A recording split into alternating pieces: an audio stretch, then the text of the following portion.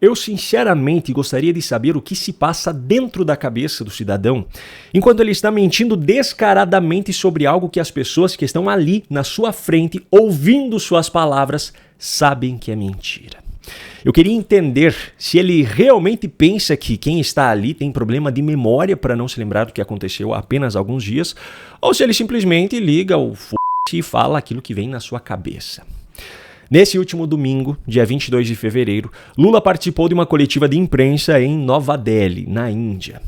Essas coletivas de imprensa geralmente são o último compromisso do presidente em um país antes de seguir para o próximo destino, que nesse caso era a Coreia do Sul.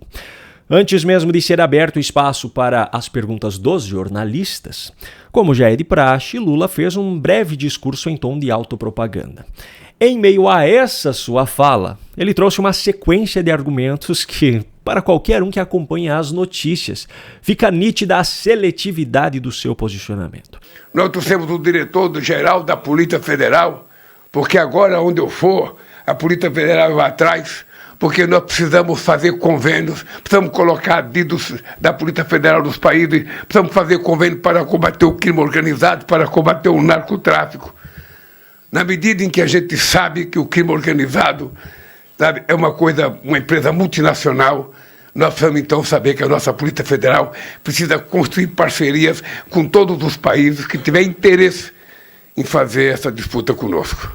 Peraí, deixa eu ver se eu entendi direito. Lula quer que o seu representante dentro da Polícia Federal, que é André Rodrigues, lhe acompanhe em todas as viagens internacionais porque ele acredita que a Polícia Federal brasileira precisa ter parcerias com outros países para combater o narcotráfico. Mas vem cá, e aquela história de soberania nacional? Quando o governo dos Estados Unidos propôs algumas mudanças aqui no Brasil para que pudesse ajudar no combate ao crime organizado que tomou conta do nosso país, o governo Lula não aceitou. Aliás, tem um exemplo ainda muito pior. Quando os Estados Unidos capturaram o ditador venezuelano Nicolás Maduro, apontado como uma liderança do cartel de Los Soles, que trafica drogas inclusive para dentro dos Estados Unidos, ou seja, um exemplo dessa empresa multinacional que Lula menciona, Lula considerou uma violação à soberania nacional venezuelana. Tudo bem, não houve um acordo de cooperação entre os norte-americanos e as instituições venezuelanas, mas isso é algo que jamais aconteceria, afinal, a liderança do cartel ocupava a presidência do país e já havia conseguido aparelhar todas as instituições. E por falar em Estados Unidos, foi justamente sobre esse país que Lula falou logo na sequência do seu argumento. É por isso que quando eu for dos Estados Unidos conversar com o presidente Trump, nós vamos levar a nossa Receita, a nossa Polícia Federal, o nosso ministro da Fazenda, o nosso ministro da Justiça, porque se o governo americano estiver disposto a combater o narcotráfico e o crime organizado, nós estaremos dispostos na linha de frente para acabar de uma vez por todas, inclusive reivindicando deles, mandar para nós os bandidos que estão lá. Será mesmo, seu Lula? E se os Estados Unidos estiverem dispostos a atuar ativamente no Brasil para dar fim definitivo a grandes facções como PCC e Comando Vermelho, o seu governo vai aceitar ou vai considerar que isso viola a nossa soberania? Pois é, e a seletividade do petista ficou ainda mais clara com o que ele disse logo depois. Por sinal, perceba que quando a pessoa sabe que está mentindo ou está sendo absolutamente incoerente, fica até difícil de não gaguejar. Esses dias eu liguei para quase todos os presidentes propondo que a gente tem que dar uma resposta ao que aconteceu na Venezuela, ao que aconteceu em Gaza, ao que aconteceu na Ucrânia. Você não pode permitir que de forma unilateral nenhum país, por maior que seja, ele possa ter interferência na vida dos outros países. Primeiro ponto, que tipo de resposta ele espera? Porque no caso da Rússia, por exemplo, mesmo após anos de invasão à Ucrânia, Lula aceitou o convite de Putin para participar das comemorações do aniversário do fim da Segunda Guerra Mundial. E, como eu mostrei na ocasião aqui no meu canal, ainda abraçou calorosamente o líder russo, responsável pela morte de centenas de milhares de ucranianos nesses últimos anos. Agora o segundo ponto. É sério mesmo que Lula acha que é comparável os conflitos na Ucrânia e em Gaza com o que os Estados Unidos fizeram na Venezuela de capturar Nicolás Maduro simplesmente? Pois é, só que a sua defesa escancarada pelo seu amigo ditador não foi o único ponto vergonhoso de toda essa sua fala.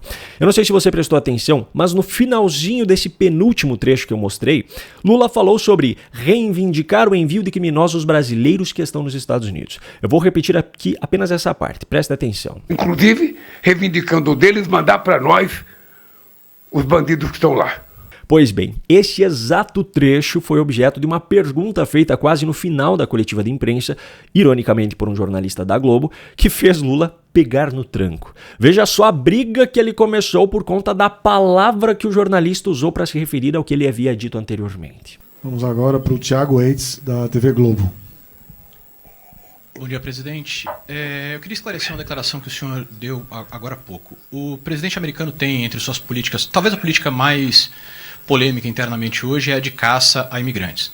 Imigrantes que não têm uma documentação, imigrantes que têm documentação, visto temporário. Isso é um problema e uma polêmica nos Estados Unidos, já resultou até em morte. O presidente Trump considera todos esses imigrantes criminosos. O senhor disse agora há pouco que na conversa com o presidente Trump pode acertar de receber criminosos para o Brasil ou quem cometeu o crime por lá. Não, você não ouviu isso aqui. Não, o senhor disse não, você não ouviu isso aqui. Não exatamente dessa... Bom, o senhor disse... Não, o senhor disse... Vamos conversar com ele. Se eu aceito que você faça a pergunta do jeito que você está fazendo...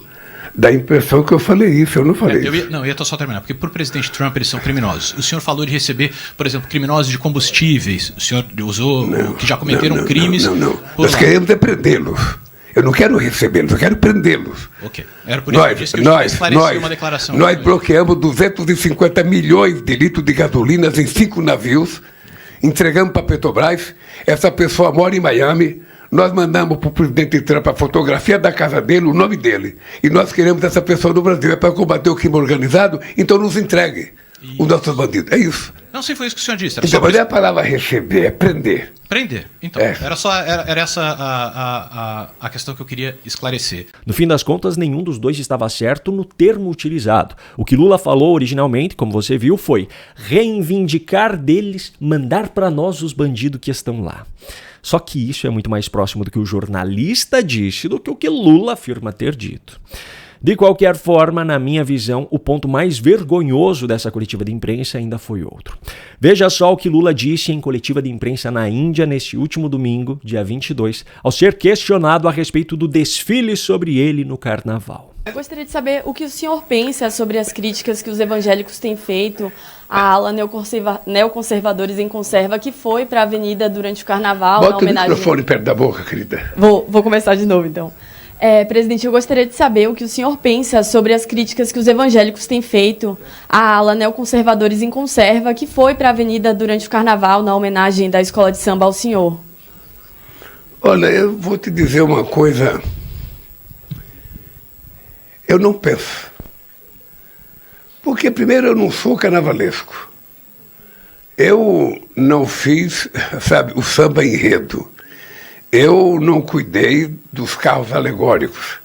Eu apenas fui homenageado numa música maravilhosa, que foi uma pena que a minha mãe já tivesse morrido e não visse a música. A música, na verdade, é uma homenagem à minha mãe.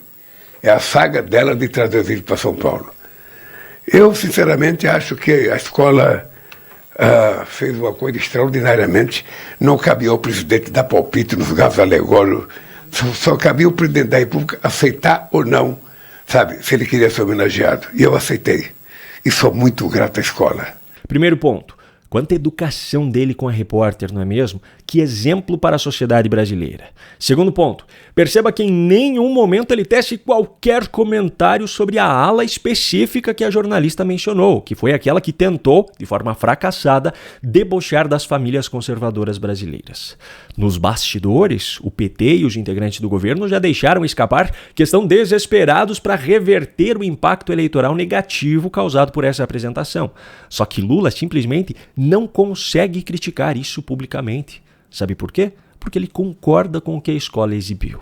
Agora, o terceiro ponto.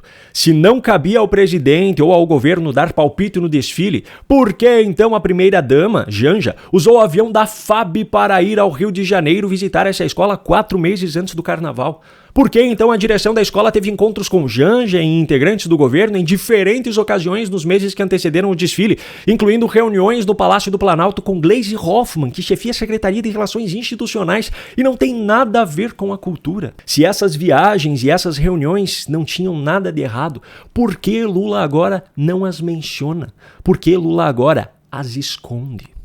Lula diz que não pensa sobre o assunto mencionado pela jornalista, mas o povo brasileiro pensa. E o mínimo que ele deveria fazer agora era prestar esclarecimentos sobre essas questões, já que o nosso dinheiro foi usado para que os seus chegados estivessem por dentro do que seria apresentado naquele desfile. Um grande abraço e até a próxima.